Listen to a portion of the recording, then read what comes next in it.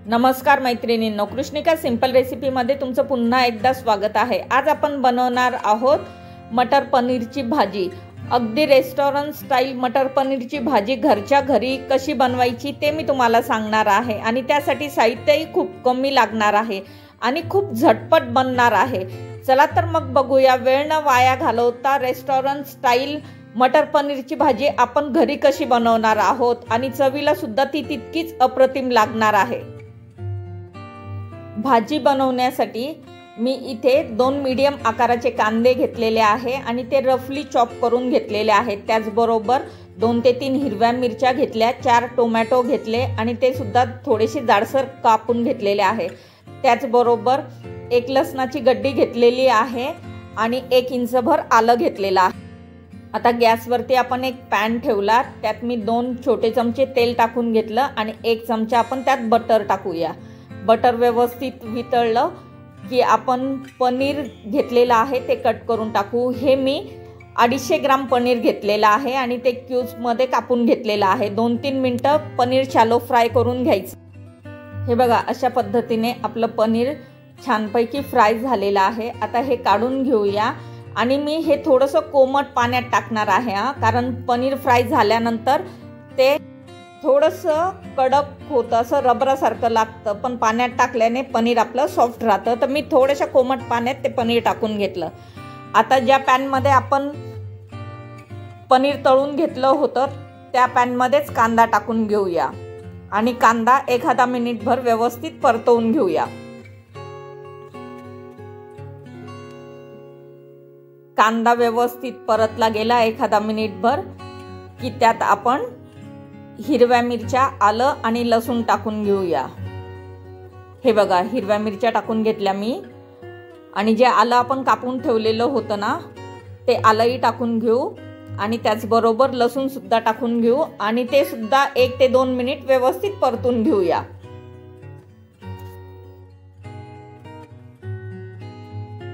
आपला कांदा वगैरे व्यवस्थित परतून झालेला आहे। आता यात कापलेला टोमॅटो टाकून घेऊ आणि टोमॅटो मऊसर करून घेऊया। अगदी 1-2 मिनिट व्यवस्थित परतून घ्यायचा आणि टोमॅटो मऊ होईपर्यंत तो शिजवून घ्यायचा। त्यासाठी आपण पॅनवरती झाकण ठेवूया आणि 8-10 मिनिटं व्यवस्थित शिजवून घेऊया। आता 8-10 मिनिट झालेले आहे। टोमॅटो अगदी व्यवस्थित मऊसर झालेला आहे। हे बघा, व्यवस्थित शिजला गेलेला आहे। आता गॅस बंद करू आणि आपण हे थंड करून घेऊया सगळं मिश्रण आणि ह्याचं वाटण तयार करून घेऊ। आता मधजवळ थोडेसे काजूचे तुकडे होते, ते मी 2 तास आधी स्वच्छ धुवून भिजत टाकलेले होते। ह्याचं सुद्धा वाटण करून घेऊया। तुमच्याजवळ नसेल ना काजू तर तुम्ही स्किप केलं तरी चालेल, पण मधजवळ होते म्हणून मग ह्याचं वाटण करून घेणार आहे। काजूची पेस्ट टाकल्यामुळे ना भाजी खूप छान चवीला लागते, पण तुमच्याजवळ नसेल ना तुम्ही स्किप केलं तरी चालेल। आता काजूची सुद्धा आपण पेस्ट तयार करून घेऊ। आता आपण गॅसवरती एक कढई तापत ठेवलेली आहे, त्यात तेल घेतलं। आता त्यात काही खडे मसाले टाकू।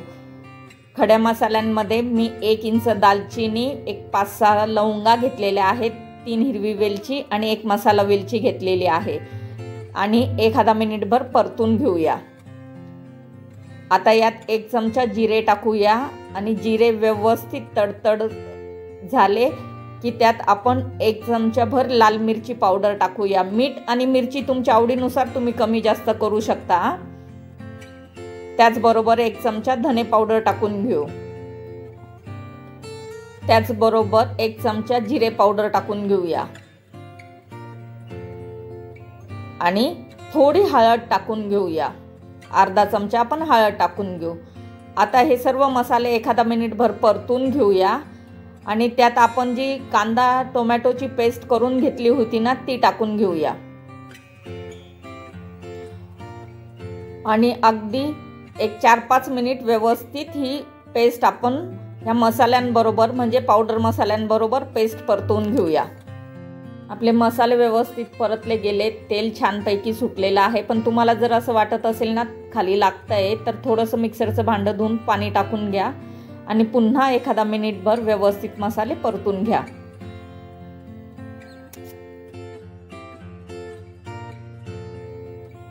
मसाले परतून जवळजवळ 2 ते 3 मिनिट झालेले आहे. व्यवस्थित तेल सुटलेलं आहे. आता यात काजूची पेस्ट टाकून घेऊया आपण आणि पुन्हा एकदा व्यवस्थित मिक्स करून घेऊ.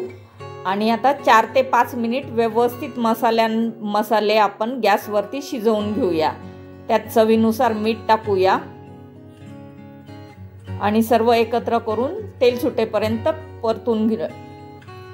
हे बघा, आपल्या ग्रेव्हीला छानपैकी तेल सुटलेलं आहे, म्हणजे आपले मसाले सगळे व्यवस्थित भाजलेले आहे. आता यात मी हे मटार टाकून घेते. 1 वाटीभर मटार घेतलेले आहे मी.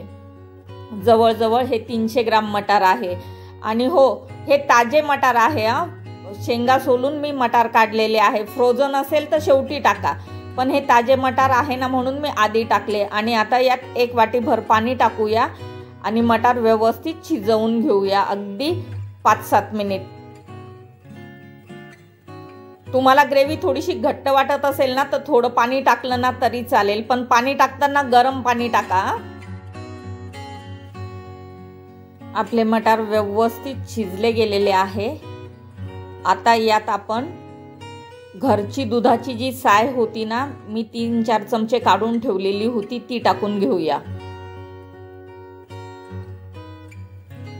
आणि पुन्हा एकदा व्यवस्थित मिक्स करून घेऊ.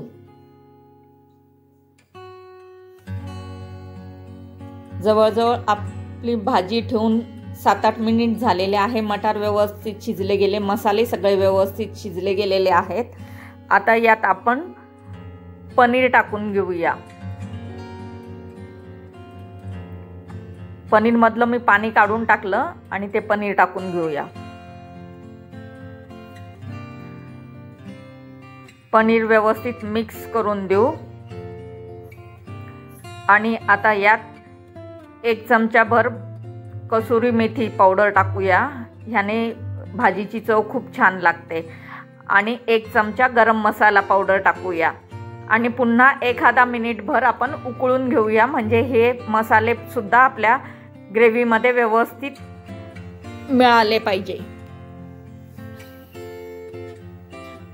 आपली भाजी तयार झालेली आहे. बघा किती झटपट झाली आणि किती साध्या सोप्या पद्धतीने झाली. आता एका सर्विंग प्लेटमध्ये मी ही भाजी काढून घेते. अगदी एखादा मिनिटभरच आता उकळवायची. तुम्ही सुद्धा अशा पद्धतीने ही भाजी नक्की करून बघा. अगदी रेस्टॉरंटपेक्षाही ही भाजी खाण्यासाठी खूप सुंदर लागते. आणि हो, तुम्हाला जर हा व्हिडिओ आवडला असेल ना, तर माझ्या चॅनलला प्लीज लाईक आणि सबस्क्राईब करा. तुम्ही ही भाजी चपातीबरोबर, भाताबरोबर किंवा तंदूरबरोबरही खाऊ शकतात. आणि हो बघा, दिसायला किती सुंदर दिसते. अगदी हॉटेलसारखीच झालेली आहे चवीला सुद्धा. आता पुन्हा भेटूया एका नवीन व्हिडिओमध्ये एका नवीन रेसिपी बरोबर. तोवर बाय बाय.